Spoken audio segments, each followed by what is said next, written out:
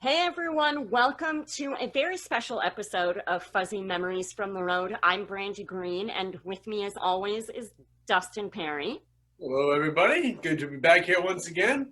And what makes today's episode very special is I want to go! Barry Fitzgerald. Yay! Welcome to Fuzzy Memories, Barry. Thank you very much. Thank you for having me. It's wonderful to be here, and I'll take the award anytime. Lovely. So, I think the first thing we're gonna address straight away is the new look. So, how long has this been going on? Yeah. Well, it's ever since we went into lockdown. I was actually doing well in my beard the first time, and then they told us that you will get COVID if you have a beard. So the beard had to go. And now I've got the beard back again, and there's several boats in tow outside the back of the house. So I'm halfway between going back to my roots and going Viking, or I could probably maybe take up the new role of Gandalf. Well, I'll tell you, Barry, I've been growing this for about 3 weeks, so you might have competition if this ever really gets. Do you know, I've only started this one last week. I will say, so I was like 22-ish, I think, when I first joined GHI, and I was never really a drinker. I mean, that sounds really bad. Like, I'm not like an alcoholic now or anything, but I never had Jameson before. And you, sir, were the one, I think we were in South Africa, actually. My first Jameson in white. And it was fabulous. You know, of all the things that GHI is remembered of within South Africa, it's the day that Brandy Green tried her first Jamesons in white. Do you know, in fact, I think I actually caught a video on YouTube that they actually celebrate it now. There's balloons and whistles and everything else about the day that Brandy Green tried the Jamesons in white. It's fabulous. We're trailblazers. I know I have it marked on my calendar because I like to celebrate it every year. When the day comes around, it's a very special occasion. You know, it's not to be forgotten. Because the show did drive many of us to drink, for sure. That was part of it. This is true. It did, and many of us never came back from it. Speaking of South Africa, something that actually I remember quite well, besides the first Jameson, was when we went four-wheeling. We rented some quads, and I really thought I was gonna die. Everything was very competitive if Barry was involved, for sure, especially anything with a motor. Yes, I gotta say that is one of my it's my competitive side. That once you put me behind a steering wheel, that's it. Forget anything else. I seem to have become possessed by this thing. And I remember seeing this cartoon from Walt Disney, and I think it was Goofy that was sitting behind a car, and he suffered from road rage. That is me. The moment you put me behind the steering wheel of any vehicle, that's it. Forget it. It's gone. I can attest to that. And I'm off. In fact, if memory serves me right as well, in the Philippines, Mr. Pari, you also suffered from a case of the old road rage in the go carts, which didn't end well. Yeah, I don't know what you're talking about, Barry. I'm sure whatever it is, you must have had too many, because that never happened. Never. Kind of a victory at the go-kart track. Relax. Thank God. I also remember other things that involve Barry and motor vehicles, like I don't know, finding a creative way out of a ticket in Sweden, I believe. where your man had pulled us over on the way back from a case. And all I remember is you came back and you got your billfold and you said, I got to get this sorted. See, now I remember Yes, this happening yes. in Latvia, so Oh. I don't know. I know It was somewhere called- Latvia. Was it Latvia? Was Joe Chin there? Yeah, it was. Yeah. Maybe. I don't know. Do you know? I have never been back in Latvia ever since, because You have a warrant out for your. I usually well my countries usually, you know, I tend to find that my countries that I enjoy, I take a lot more photographs. I don't have that many for Latvia. I think maybe I have one or two photographs of Latvia. There's nothing that really inspired me there. And the corruption within the police force, of course, is second to none. But this is known throughout Europe.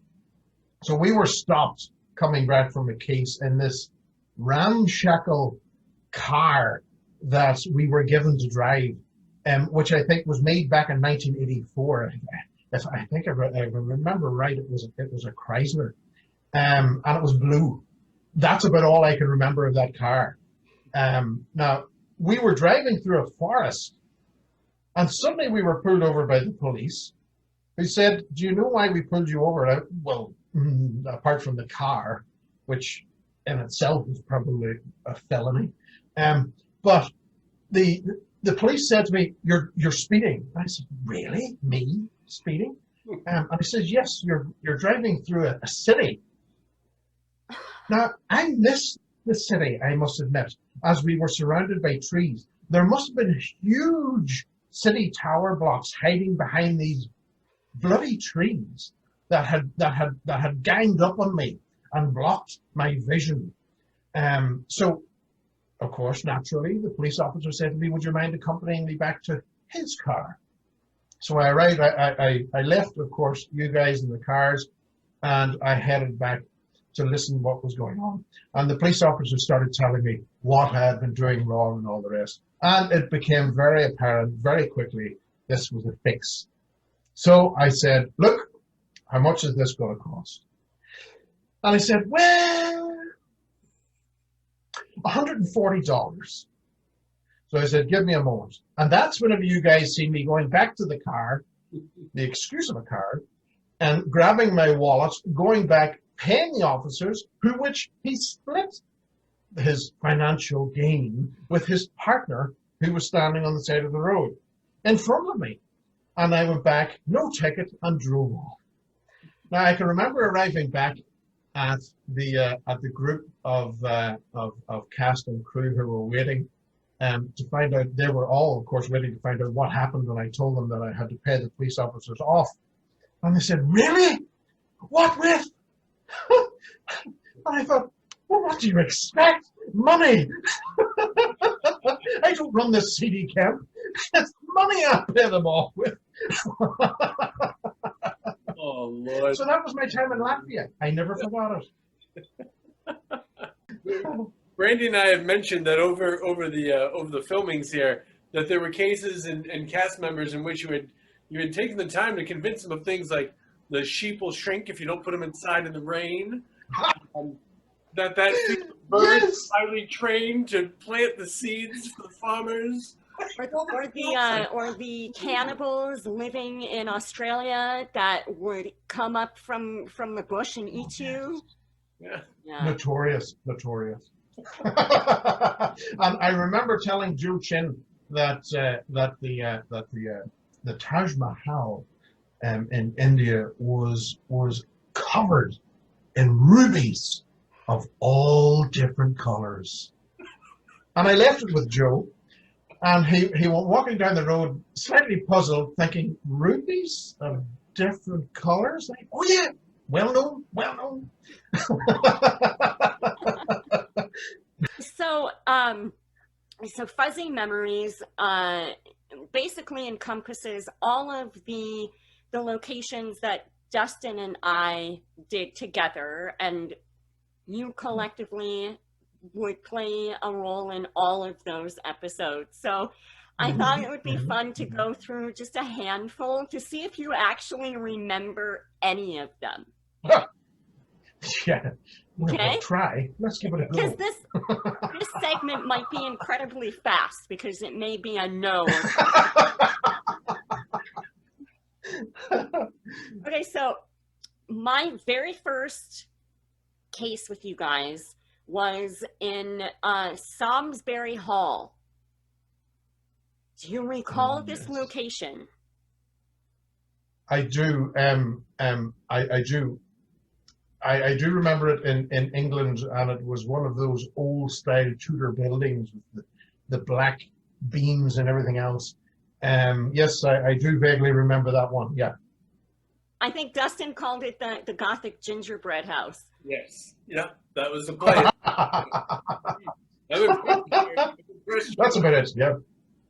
Well, the only thing I remember from that location, we mentioned it before, was our client. His name was Simon, and the only reason why I remember this guy was because he literally went around to every single cast member and crew member and asked them, "Where are you from?"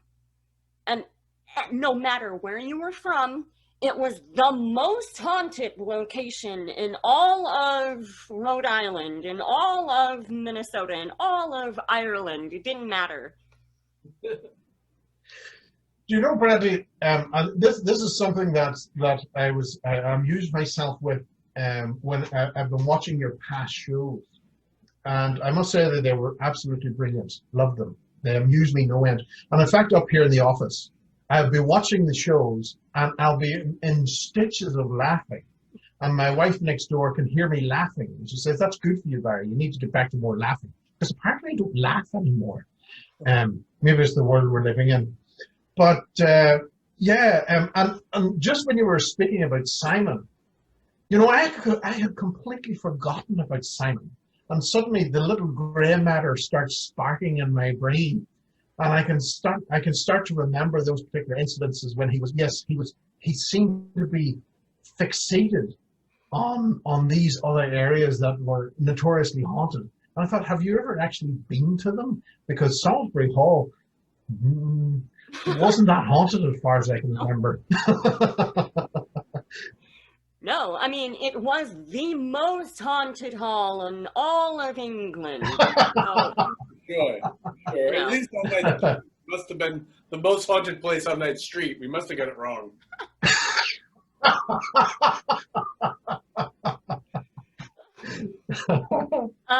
so when we went to Romania, we did a few locations in Romania. We did Pari Castle up in the Carpathian Mountains. And then and then we did Banffy Castle in Cluj-Napoca. And this is back when Yes, that was a good one.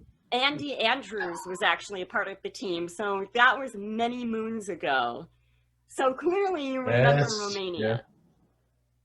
Oh, how could you really forget Romania? You can't such experiences to be had in Romania, you will never ever forget them. Romania, every time I seem to go back to Romania, it's a country that's instilled itself to try and kill me in every attempt. And certainly this place made no change. And Pari Castle, 1,627 steps to get up there. I counted every one of them. And that humidity was horrific. And carrying equipment and everything else, why they didn't bring in a helicopter and just drop the stuff in, I have no idea. But the one thing that I do distinctly remember from Pari was the hotel. And the hotel, and folks, you know, I know that a lot of listeners may be thinking, "Oh, you must stay at some fantastic hotels." Well, I've got a story for you, and it's in Romania. And I can tell you this: I stayed in my room, and it was like walking through a labyrinth. Every floor was the same, but it was like a labyrinth. I swear, if there was a fire in that place, you would run out through your door and you're likely to come face to face with that bloody minotaur. Because this place was the true labyrinth of Romania. Dark passageways and everything else. But what made it worse was that I had to share a remote control, the horror of it. I had to share a remote control for my TV, which was about that size.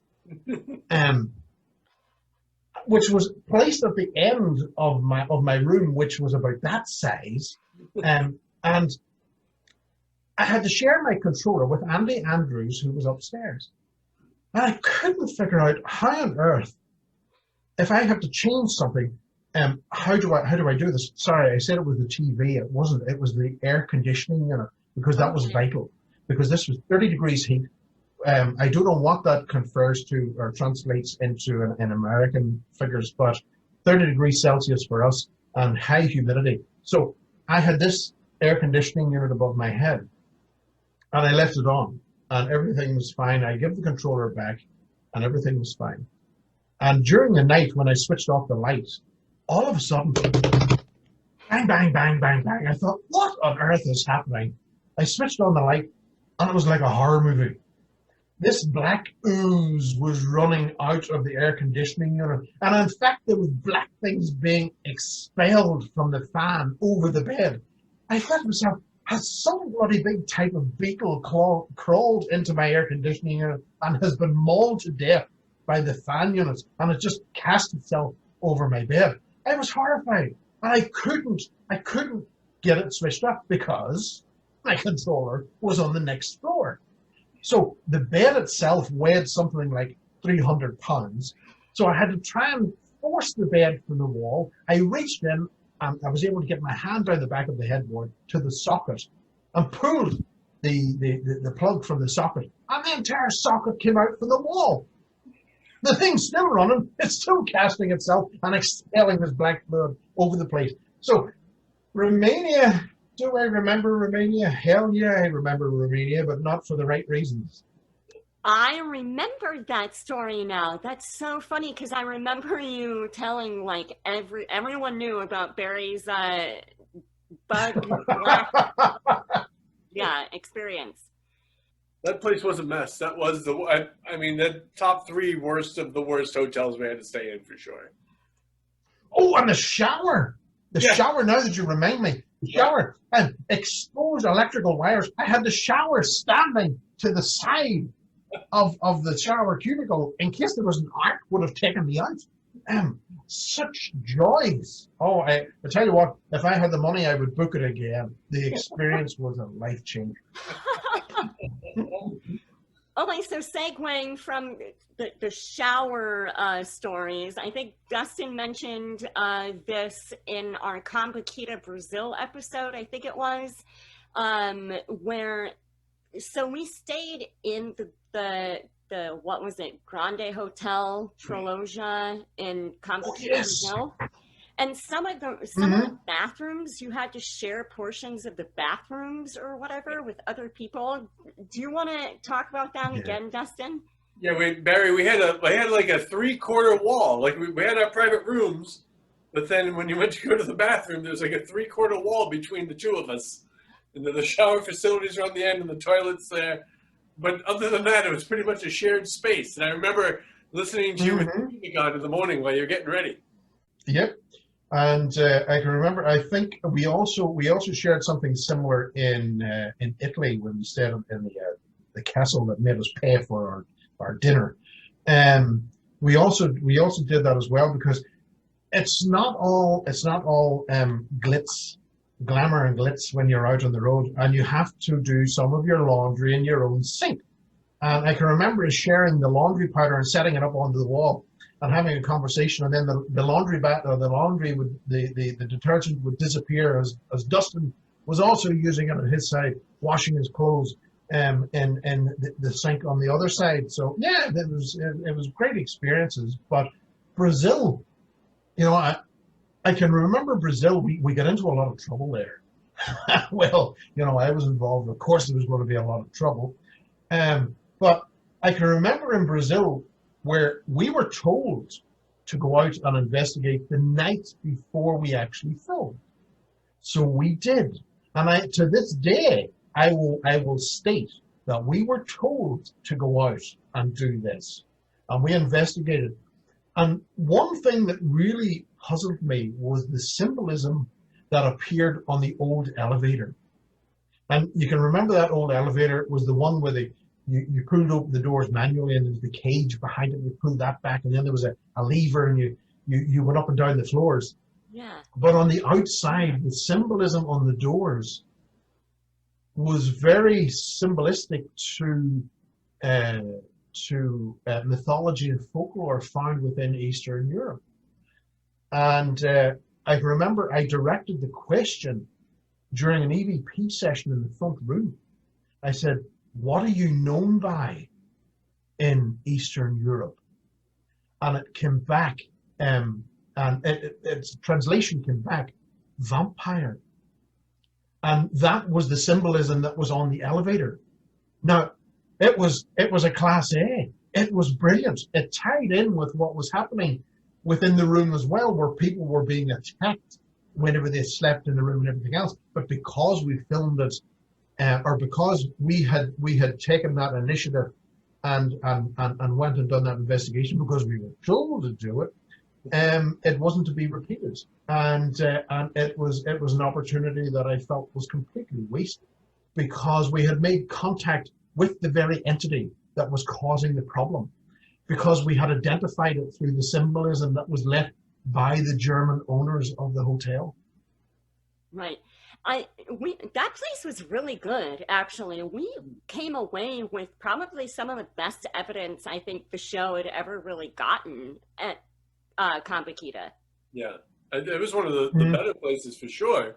Barry, was that the room that you had where you kept the UV lights in your room at night too, in case of this? Yes, that's right. Yeah. And there was activity happened there, but the one distinct thing that I remember, of course, behind the cameras when we had a day off, was the beautiful little monkeys that were climbing through the little forest that we rode through, and the beautiful big butterflies the size of both my hands. The blue of their wings was just absolutely took me to the fair. But I distinctly remember how I got to the forest, which was on a horse that I labeled Speedy Gonzales, because this thing had two speeds. It was fast and hellfire and fury. That was the one that I usually experienced, was the hellfire and fury. And no matter what I did, this horse decided, I am going this speed.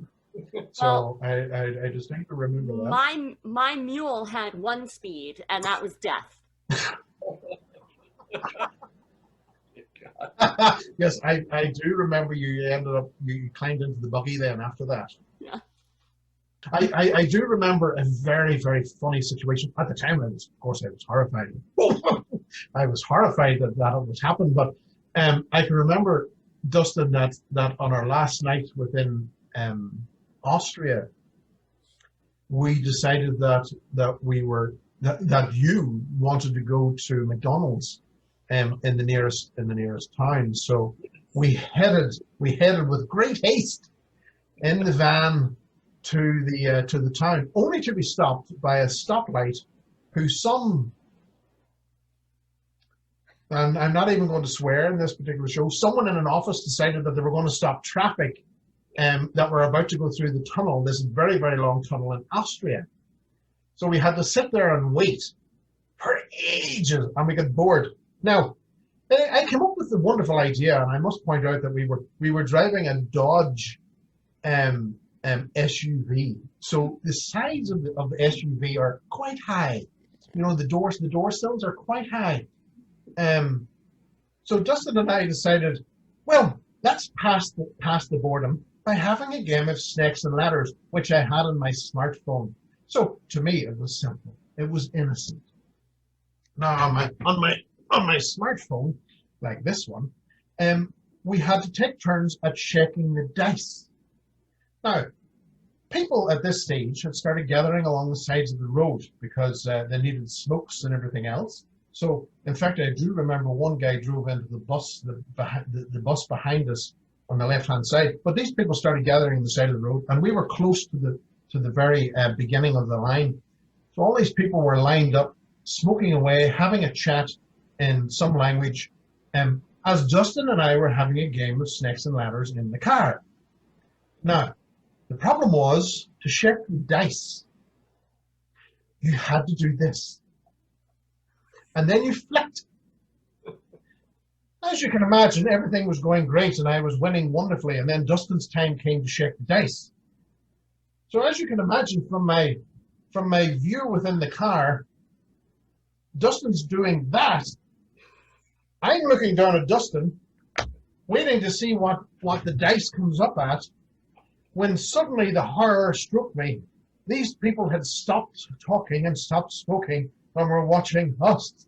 And the realization settled in what they thought we were doing. So the horror of Austria. Yes. I will never forget that. I will never forget that. And I can tell you, as soon as that green light came, we were gone. Yes. Gone. Dustin shared a story in Prague one night when you both went out for a walk, and there was a man that you had encountered.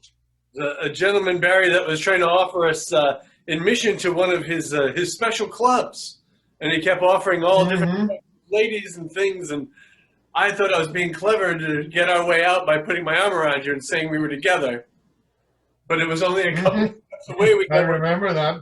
He had a club for us too. Yeah. I think I actually spotted him standing on the bank going, I know. That traffic light scenario was like something out of like the Twilight Zone, though, because it really was like a freeway, it's not a highway, and then there's just a light, but there's no reason for it. And how long will we obey? We just sat there and waited. It took forever. That whole area of the world, there are clear themes that run through them. Yes. Yes, there is. That's when we were chasing Hitler's ghost from location to location and all the way to Argentina. Oh, yes. And finally, my brain's a little fuzzy at the moment, but did any of you join us at Wolf? The Wolf's Lair? Wolfham's Wolf's Lair, yeah. Yep. That was the closest, I gotta say, hand on heart. That was the closest I have ever come to Hitler. Well, you and I during that experiment that night in bunker. Right, you and I had some really strange stuff that came out of that, out of our investigations. I remember together out of that. But I mean, we looked for Hitler, I feel like, pretty much everywhere we went. There was somehow some Hitler tie-in. And then Dustin was lucky to not have been with us when we looked for the ghost of Robin Hood. Wait a minute, I'm getting confused now because there was two. There was the Robin Hood one that they had me dress up in Robin Hood, in which I fell, and I fell hard. And then there was the Galleries of Justice, which I refused to put on a Robin Hood's hat after that. But yes, and I've been back at the Galleries of Justice as well, since then. And in the particular basement area, in which there were a series of experiments that were happening there as well. Was that? And there was something in that cave system. In the oubliette. Wasn't it the oubliette down there? Yes. Yeah. There was something in that cave system that was coming through. And again, I had shifted my investigative ability to this other I suppose a sense, and I was really drawing on something which following the manuscripts and the old paperwork, there was something else down there within those cave systems that started to come through, and I found that very, very interesting, and wondered what was it that we were drawing through from this darkness, and that was underground. So, I mean, I know that Dustin wasn't with us for this location, but I did want to follow up on that because actually I remember when we were filming, Ashley and I had investigated down in the oubliette and the cave systems. I mean, it literally was low hanging. You had to like kind of hunch over to get there. It's all just rock and dirt. And we were getting some really odd things down there too. I mean, we were hearing movement and Yeah. all of that. I think we got some EVPs, and I don't know if any of that actually ever aired on the episode. You know, we talked about that before, Dustin. Like, there were a lot of experiences that we had that for us were kind of mind blowing, and they never Yeah. made air. Yeah. So frustrating. Yeah. Right. Sometimes the ones that did too. It's like with the editing and such, it really took you out of the moment. Like it never really was as good as what it was when we were there. France was a perfect example of that. Dustin, whenever we stayed at the chateau, La Gorge, I think it was Chateau La Gorge, that we stayed at, and I distinctly remember the view of the swine that managed to steam the bathtub. Picturesque views over the French landscape as he sat in the bathtub. Yes. Meanwhile, I was cast to the tower. But there was very, very interesting things and disturbing things that were happening there that didn't cross over properly. And I do remember distinctly, Brandy, the recording that you had captured down in the tunnels underneath. And I got to point out, folks, that there was something bizarre down there in regards to, can you remember the area that was blocked off and had the iron bars that was down through? It was like they were holding something in there, but there was no way in. It was like they had trapped something in there that stopped it from coming out. And not only that, but we ended up finding, I think, Dustin, you and I found a way deep into this cave system. We ended up finding shoes of people, and finding the bottom piece of a shoe from someone who was quarrying is not an odd thing to happen. However, these were ladies' shoes that we had found, and that was quite disturbing as to what was happening. And Brandy, of course, you got this amazing recording of this thing. First of all, I believe it was a woman who was telling you to leave, to get out, and then this huge guttural. In fact, it still gives me goosebumps thinking about it, about the capture that was made, and we really can't we can't say enough about this, about the strength of what this was coming through. And yet, when we came together and we sat down as a cast, when we were in the States, back in the States, we sat down to watch this show because we were really looking forward to this because of what we had recorded. And when it came across on TV, it sounded like someone had gone, meow. It sounded like a kitty cat. I know. And it was at that moment that I stopped. I refused to watch anymore after that. And I'm so sorry that it had come to that they had made such a mistake in the transfer of the data that could have corrupted the file so much. Right. And Dustin and I talked about this in the France episode, in the Chateau La Gorge Fuzzy Memories episode. We talked exactly about this and how the degradation, audio degradation from the transfers, and by the time it gets to the actual episode. But I mean, I know you, Barry, you and I had at one point kind of worked on, because the joke was, I never really got scared. I was kind of just, I was really hard-headed and whatever. Yes. So at one point, you tried to kind of help me just relax and take external stimuli in, and and work on that. And at this point, I never really had any of those strange feelings, that everyone talks about, And when I was down in that cave system, I was down there with Angela, and I think it was Snapper. And it was just us three. So he was running audio and all of that on his own. And, we were doing the EVP session. Everything was just normal, average investigation. And all of a sudden, it was like a wave hit me, and I felt like I was on a roller coaster. And I had to sit down. Like, I couldn't explain it at the time. I'm like, is it because I'm just overly tired? Traveling like we did. We were we never had a normal schedule. All of those things, I'm trying to like debunk what's happening to me. And that was exactly at the time that we got that growl. It was a very bizarre place, Brandy, and of course, I also remember that Angela was being held down. When the phenomenon was happening to me in the tower, Angela was being pinned down on her bed, by this other thing. So there was a lot of things going on there in Lagos, which I gotta say, now is a wonderful wedding retreat, and you can book for wonderful weddings. So don't be afraid to book. So Lagos had this thing going on, but it was a beautiful place, I gotta say.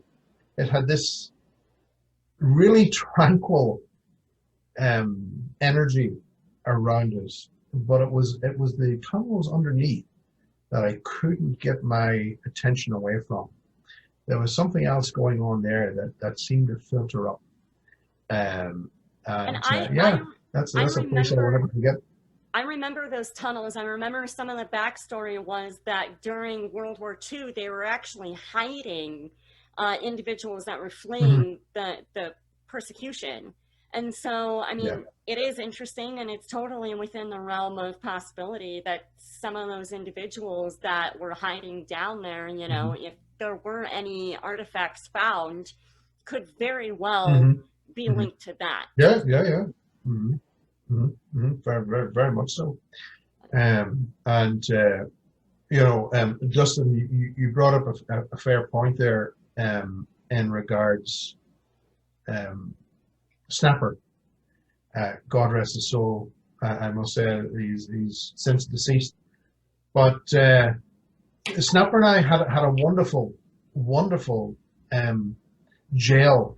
We worked together wonderfully, and you know, when I found that at times whenever I was stretching myself to try and make contact with something, I didn't work too well within the light, and Snapper seemed to sense when this was happening, and out of respect, Snapper would have closed the viewfinder of the camera, without me even having to say anything. He just knew that it was happening, and I remember him fondly, to this day, and in fact I remember in Paris, wonderful Paris, where everyone loves to say no, and I can remember in Paris that he said to me, "What are you going to do today?"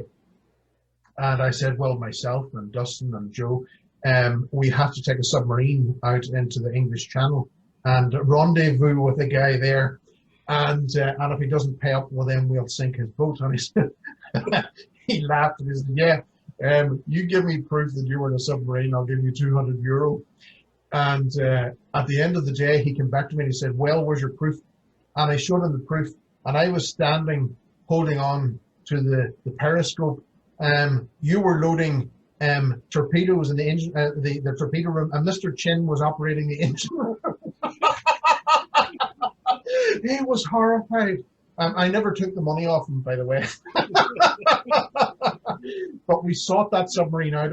I knew it was there in the city, and it was a tourist attraction. So I just thought to myself, well, let's see what we can do with this.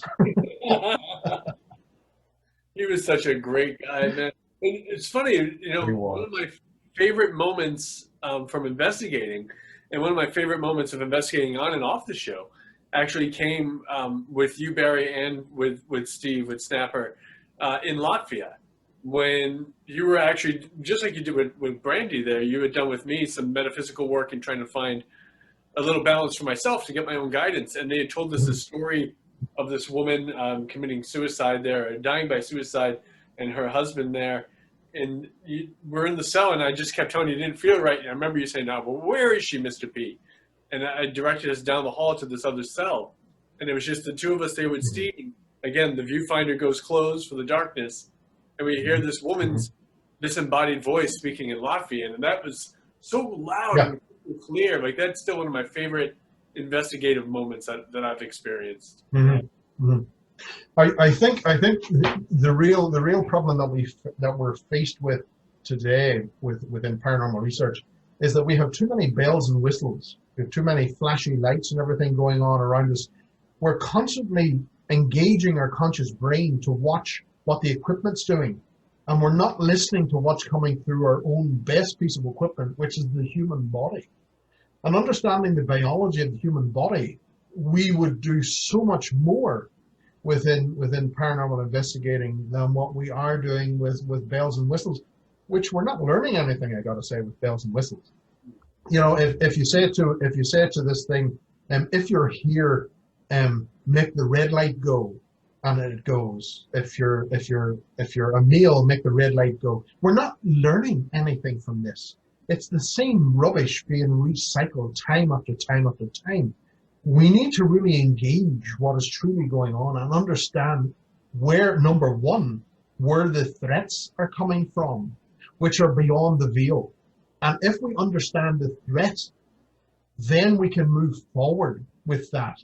Because at the moment, I find that we have people that are engaged within a lot of paranormal investigating for, pardon my use of French, shits and giggles. And we've got the people who are coming in for this, not understanding that there is an aspect to this which can be very, very dark and you can bring home. And this needs to be understood. You need to understand what you're looking for. And good science starts with observation. We no longer observe what we're doing. We just want everything now. And that is a problem. And that's where we are, I feel. And certainly getting back to who we are and understanding how we communicate with these things is a big understanding. And I can tell you, hand on heart, the moment that you realize that you're not dealing with what they tell you that they are, they will scarp it because they know that the game's up. So if that's there and the deceit is there, we need to be very, very aware of that. So going back to Snapper, I think this is a good time to mention this. I feel like he was one of the very few crew members that we had worked with that had a ton of personal experiences while he was filming us. I mean, there were many times that things would happen to Snap. And, you know, it was like he was excited that he was a part of it, but also really freaked out. Absolutely. I can remember in Norway, I think we were 30 miles short of the Arctic Circle, and we were investigating a place there, a little tiny wooden house. And when we went in, we were running the EVP equipment, and Snapper had this huge big white beard. And he walked in, and Class A EVP, it was a child going, Santa. And it was perfect. But because it broke the fourth wall, we couldn't use it. Yeah. And I felt that was such a shame, such a shame. But yeah, there were other occasions I remember him at I think it was Orava Castle. And this is the place where they filmed Nosferatu, one of my horrors that I refused to watch, with this huge big bald pointed-eared vampire with two teeth sticking out the front. Because it was there, the oldest part of the castle, which was built around 900 AD, as far as I can remember, that was the worst place. And Snapper had to go back to get B-roll the next day, or the next evening, and he was on the radio, backed into a corner as the lights were flashing on and off in this place, and he's screaming down at the people, who's messing around with the lights? And no one was doing anything. I can remember when the filming ended at Orava Castle, they said to me, okay, Barry, you can go back up to the second castle and get all the equipment. Not on your Nelly would I go back up there on my own. No way. I was waiting on everyone else to finish, and then they can come with me. I wasn't going back there on my own. No way. That sounds like a place I need to visit.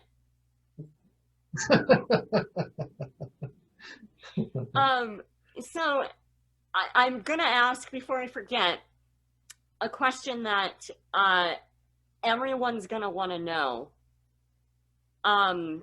Barry, do you still listen to techno music? Of course. The 90s rule. Whistle, white gloves. Whoop, whoop. The best stuff comes from the 90s. Yeah.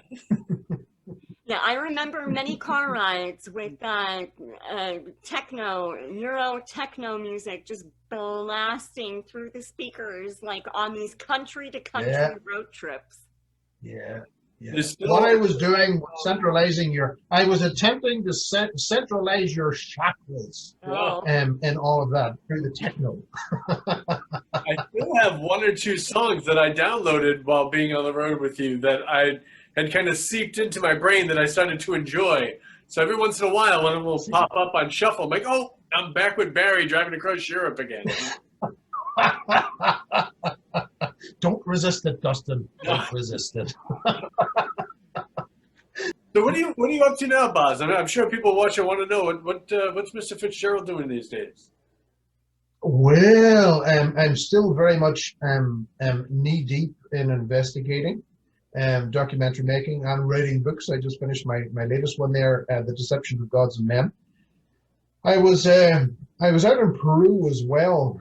I was back there investigating mummies that were found in the desert, such as this particular hand here that was found. You can see it in the background there. 3-fingered mummies that were found in Peru, and we were investigating that, and we ended up coming up against the black market. And the further we got into it, it was corruption and manipulation of human remains. And whether they be adults, children, animals, everything was being utilized to create these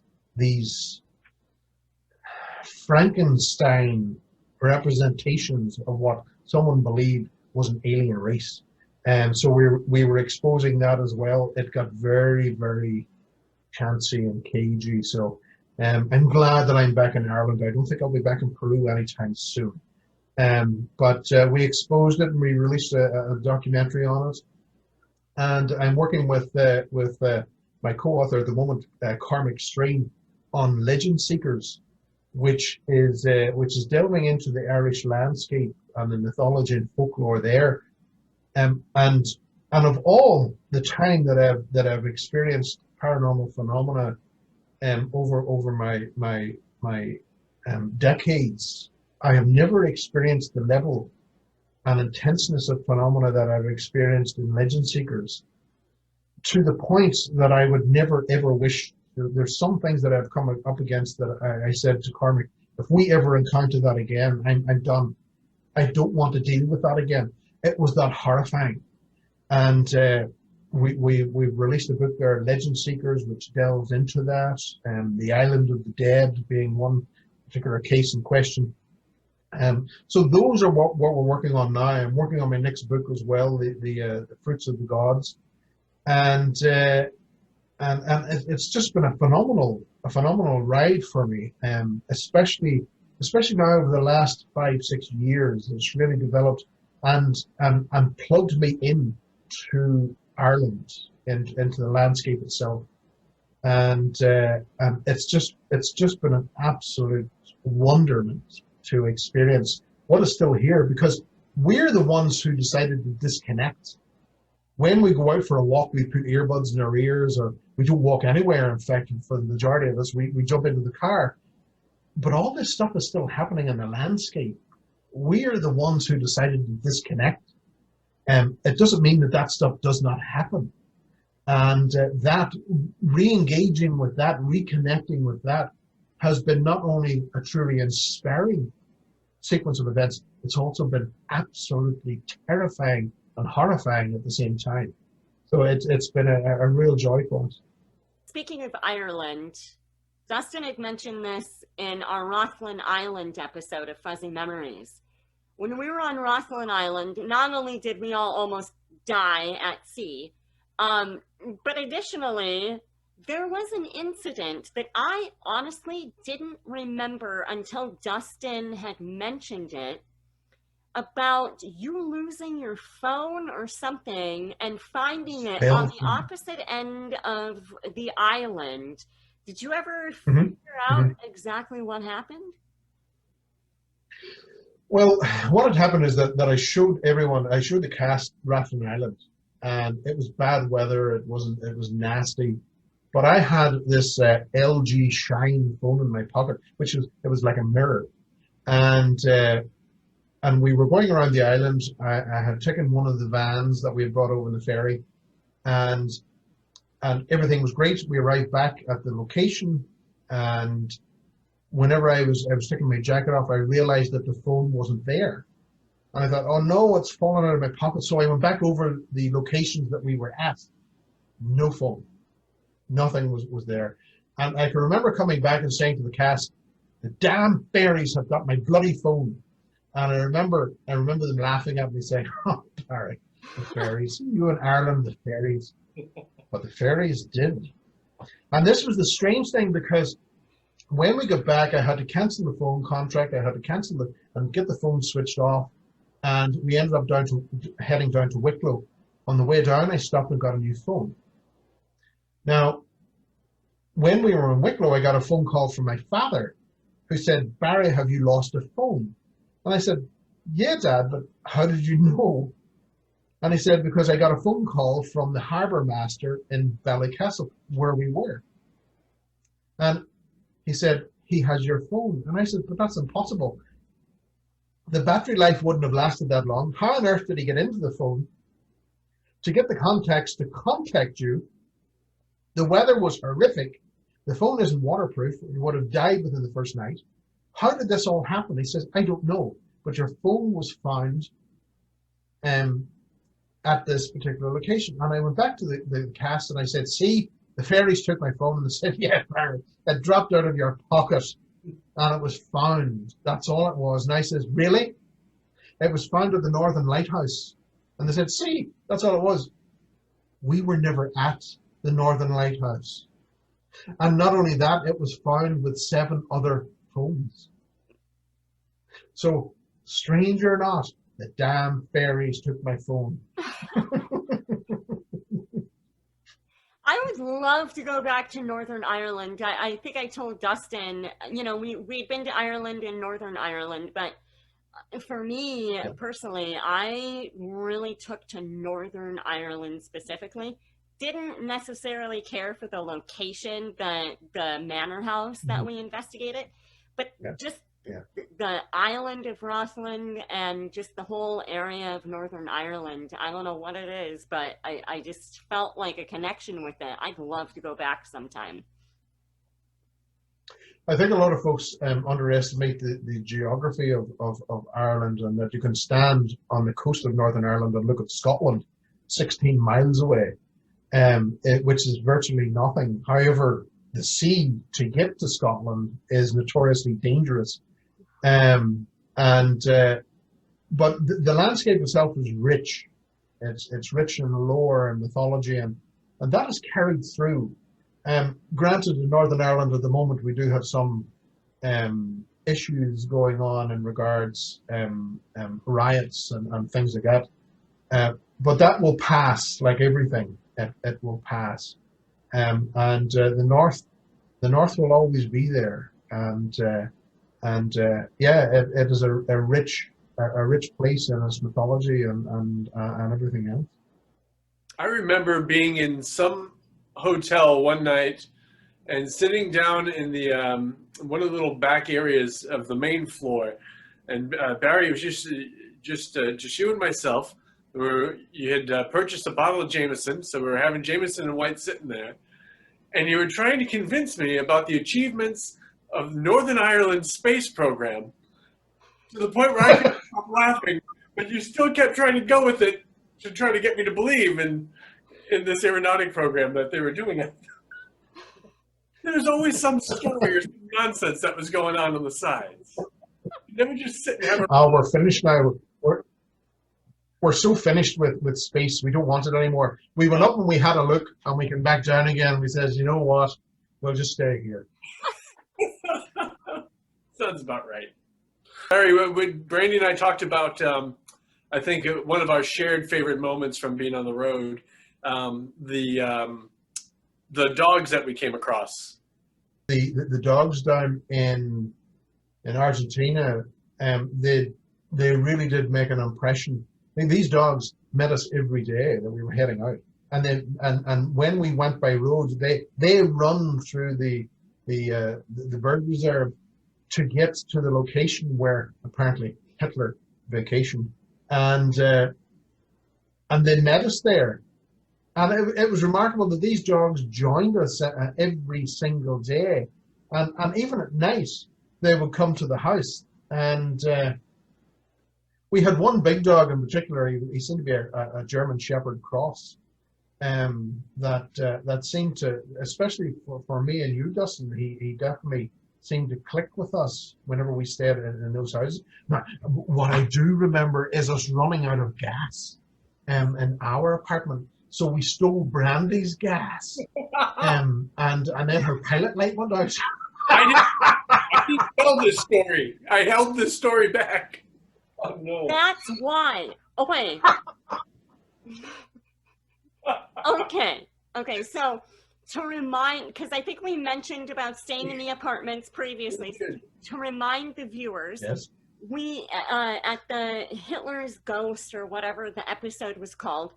Miramar, Argentina, we stayed in these stilted like apartments, right?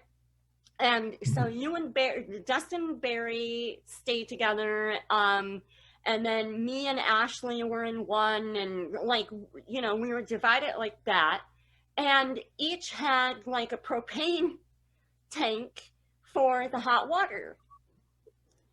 And it was like every day our propane was dead. And I'm looking at Ashley going, there has to be a leak.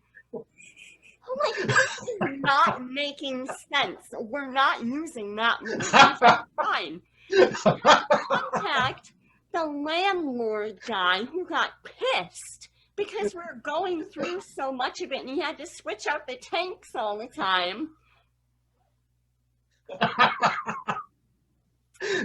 Yes, it was us stealing her gas next door. I specifically didn't mention it. When she told the story the first time, I didn't mention anything about it. Sorry, Brandy. How it all comes together. Yeah. But you know, in regards to getting back to the dogs just quickly, it was remarkable that on the last day, the dogs who had created such a bond with us didn't appear. When we were leaving, the morning that we were leaving, the dogs were nowhere to be seen. It was like they knew. Yeah, that they really became part of like our whole crew. Like there were some that hung out with the crew, some that hung out with us, you know, and I know the local people were kind of pissed because they're like, you know, we're trying to get them away from these apartments and stuff because we would feed them, we would give them extra scraps. I know Ashley and I went down to the local grocery and we bought like a couple bags of dog food for them and all of that. And right across the way was the game reserve, the bird reserve. And there was one dog in particular. He was like a reddish dog. And I remember the guy coming to us saying, are you killing our birds? Like, we're finding a bunch of dead birds. And we're like, why would we kill the birds? That doesn't even make sense. And it was the red dog that was going hunting every night. And he would leave the dead birds, like, for us. Yep. He was bringing you back a gift. Yes. Oh, how sweet. No, I mean... And no gas to cook it on. What a horrific scene to be in. At that location, we did not find Hitler. Shocking. No. I remember in Paris, we went on the big Ferris wheel and you were terrified, Barry. I don't know how we. Oh yeah, I'm afraid of heights. Yeah. I don't know how we got you up there. We must have like got you drunk. I don't know. Yeah, I do not. I cannot tolerate heights at all. I know. And it's a very strange thing, you know. People say, you know, oh, it's just your fear cutting in. It's there's nothing to be afraid of. Well, the problem is that I lean forward into it. So yes, there's obviously something to be afraid of, because I can topple over the side. So yeah, I prefer to keep my feet firmly planted on the ground, and that does me. I can remember, you know, there was one incident that occurred, Dustin, and you were there with me in Tasmania when we ended up with Joe Chin at this particular place that was known as the Devil's Kitchen. Yeah. Yes. And I can remember that we went and looked at it, and it was about the only thing worth looking at in Tasmania. Tasmania was the type of place that it gave you the impression that just around the corner there's going to be something fantastic. And you went around the corner, and then you went around the next corner. There was nothing really there except for this sign that pointed us up toward the Devil's Kitchen. We thought, we got to have a look. So we went and we looked at the Devil's Kitchen, which was a huge hole in the ground where the ocean would come in and swirl around and go back out again. To which we looked at and went, and we left. But as we were leaving, this was the strangest thing. As we were leaving, we met a couple coming down toward the Devil's Kitchen. Now, that in itself would be fine. You know, you just, hey, how are you, and walk on in this small, narrow path. But these people didn't speak to us. In fact, the woman who was leading, she gave this air of hatred and contentment. And in fact, the only way I can describe it is that as we walked past, it felt like two pieces of sandpaper rubbing in opposite directions as she glared at us. And I thought, what on earth? But what troubled me more so was the guy coming behind that was holding the newborn baby. And not like a father would hold a baby, you know, gripped like that, but this child was in a jumpsuit. Maybe there was a parachute on it, I don't know. But the child was in a jumpsuit. And the guy had the hands held out, and the child was on the end of his hands. I thought, this isn't right. There's something wrong here. And we all agreed something is not right here. And we went because we were expecting to see that child floating in the water. And but they disappeared.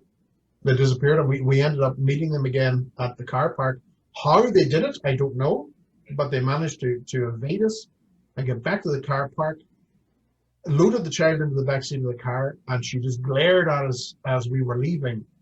And to this day, I still say that day we saved a child, and that's the way it felt, and that's the way it will feel to me until my dying day.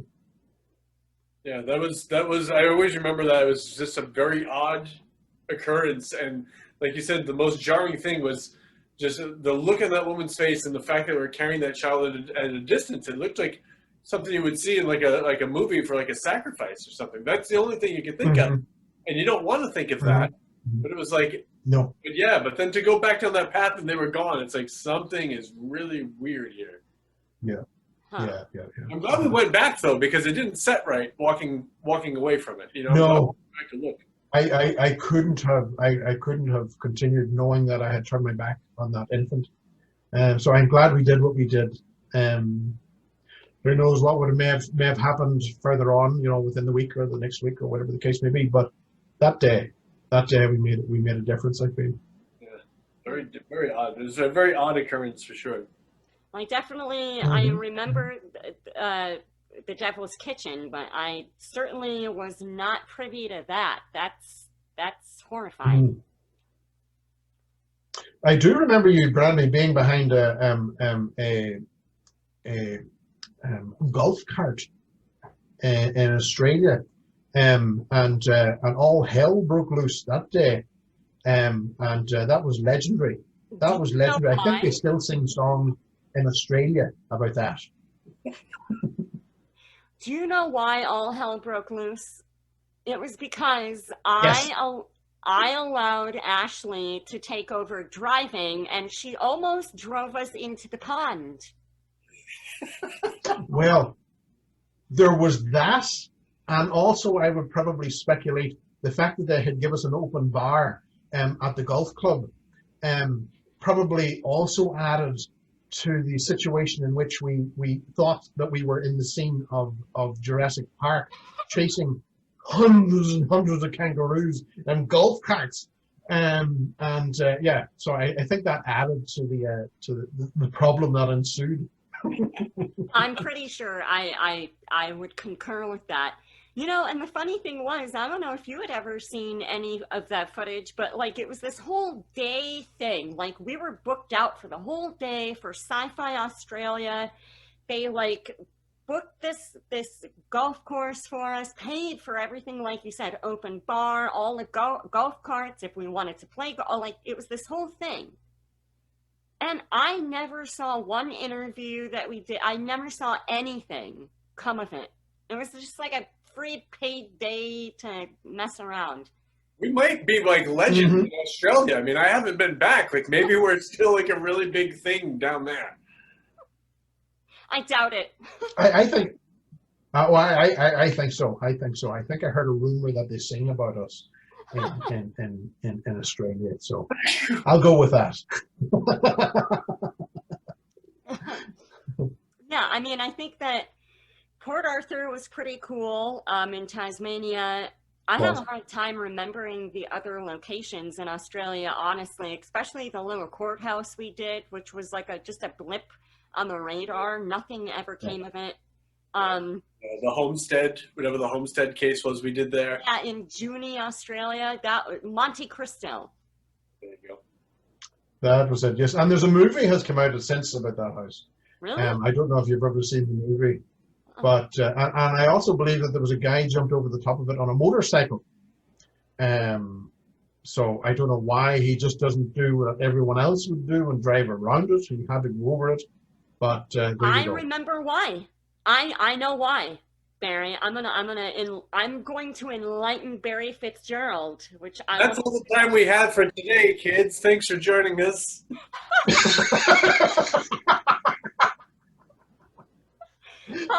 No, it was because the guy, he was like the son of the owners of the homestead. He had worked with Evel Knievel. He was one of those motorcycle guys that like did all the tricks. And so he actually showed us, like he went around in the back like yard area and showed us all of his tricks because there was a connection to Evel Knievel.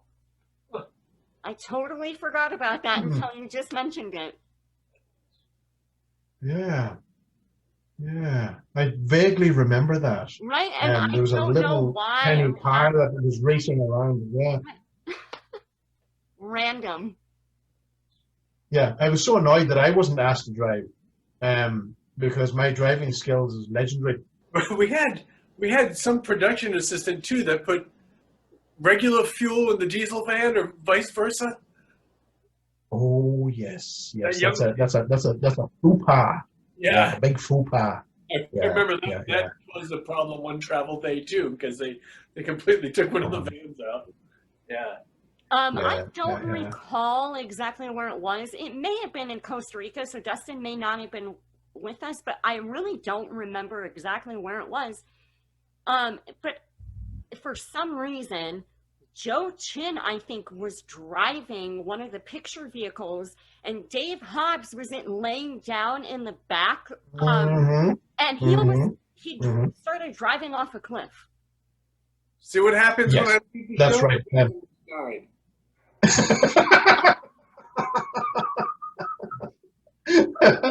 Yeah, Joe nearly put them over the side of the cliff. Yeah. But you know, I can understand because at night, when you're driving with this glare of a light in your face, much like I'm facing at the moment, when you've got this glare in your face and you're trying to drive at night, it's almost impossible. It wasn't so I safe, can completely understand. I will say. Yeah. Yeah, the Yeah. camera rigs for cars and stuff have gone a long way from when we had to do it, because we had like full size cameras Oh yeah. mounted with the suction cups, with the light bar. It Mhm. wasn't like here's your GoPro. Like it was a full Yeah. operation. Right, right. And Yeah. then, Yeah. Yeah. Uh-huh. oftentimes they would still have us driving after we would do the wine outings, which never made sense because it's like, first of all, this is illegal, and secondly, this is never going to make air. And Dustin and I have joked about it Yeah. numerous times how many wine outings we all had to endure, and they never once made air. You know, I do remember one distinctly. I believe was in France. I think we were down in the Bordeaux region, and they brought us to this place, and everything was great. It was fantastic. We were being shown and being able to smell all these wonderful wines. I never got wine tasting. So whenever you see these people, I think Brandy, you may had to have blown into something, and then something had to happen, and then it was Yep. poured out on a glass, and then you spat that out into something else. And I often thought to myself, what a waste. So I decided that, well, I'm going to do my tech on wine tasting, and the cameras were rolling, so I got to try all the different wines, but I never spat mine out. And I think by the end, Dustin Pari was actually dragging me back up the stairs. A great day, absolutely great. But the hangover was nasty, nasty French wine. Not like Jameson. That wine lingers. Yeah, it definitely does. I had to siphon. I think it was in Hungary or somewhere. I had to siphon the wine with a tube. So I just sucked the wine out of the cask. There you go. And I'm like, this is such a horrifying visual. Exactly what they were obviously going for. Right. Thank God it never made it. We're trying to get those Yeah, ratings up, yeah. Brandy. You could have helped. Terrible. Being on a show, I think everyone will agree, like, there were some really great opportunities that we had been given, and a lot of really great memories, a lot of which never occurred on camera.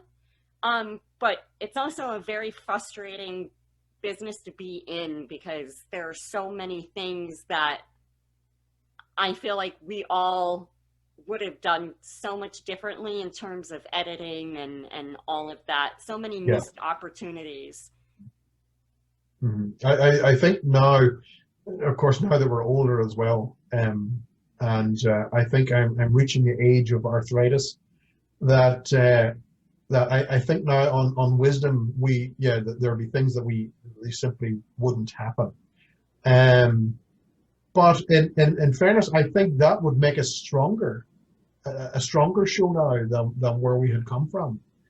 And I don't know if any of us would relish the idea of going back on the road again, especially now with the COVIDs and everything else, and even making TV shows now is completely different because of restrictions and everything else.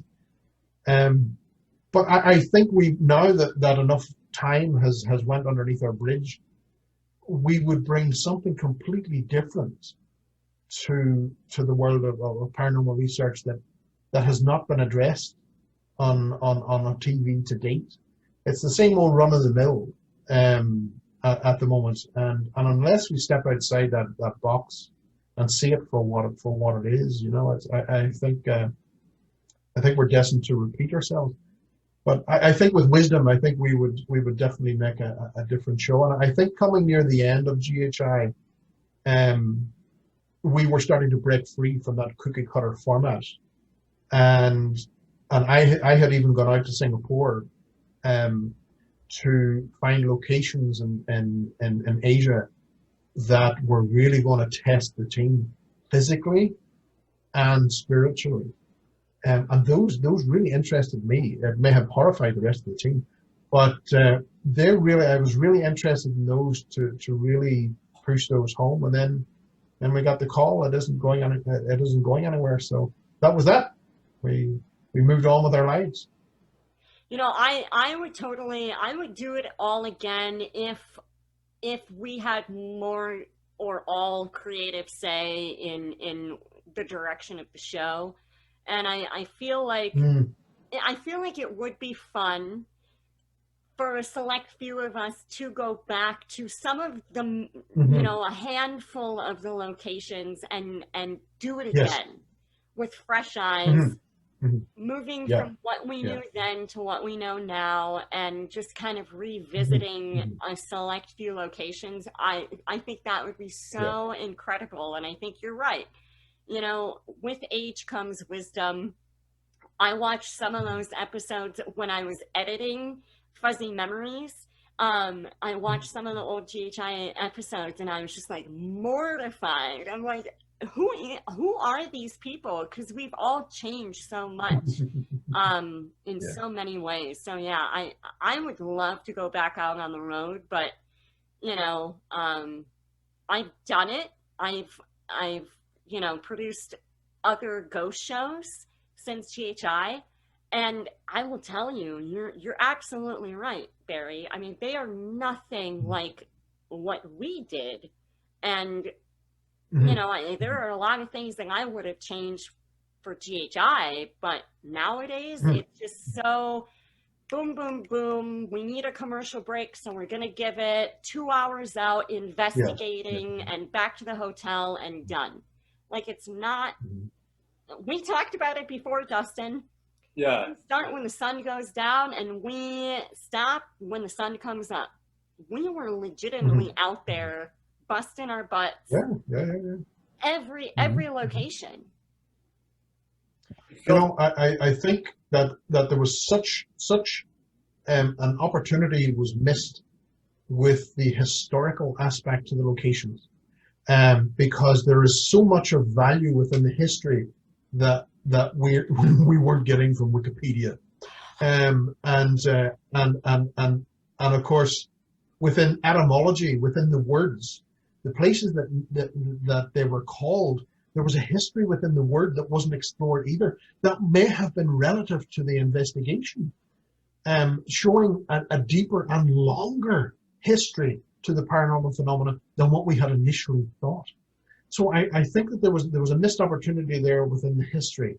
And I think I would, you know, if I was to do it again, that would be something that I would definitely like to see focused on, is this greater drive into the history and see how the words have changed and what they originally meant and why were they being called that. And that sometimes can be more horrific than the actual ghost that's haunting the place. Sure. I really feel like, you know, you guys really nailed it, but there was a lot that we did, which was nice in terms of, at least for the investigations, it was more them kind of cutting up, you know, what we did is in a documentary type way. Like, we didn't film our portions of the investigations to meet show blocks or to carry story arcs or beats and that kind of stuff, you know? So for that, it was good. But yeah, I felt like they never gave enough time to, you know, the travel, the talking about the places that we were at, or the history of the places, or just like Barry was mentioning, even the etymology and the namesakes of the places that we're at. A lot of times things tie in and people were just always kind of left in the dark on that. Hell, people disappeared in our own cast from week to week and nobody ever said anything about that either. So there's a lot of room for opportunity for things to have been done different. I don't know, you guys keep talking about aging. I still feel like I look pretty much the same. So I'm ready to go when you are. Let's go. Let's go. More delirium for Dustin.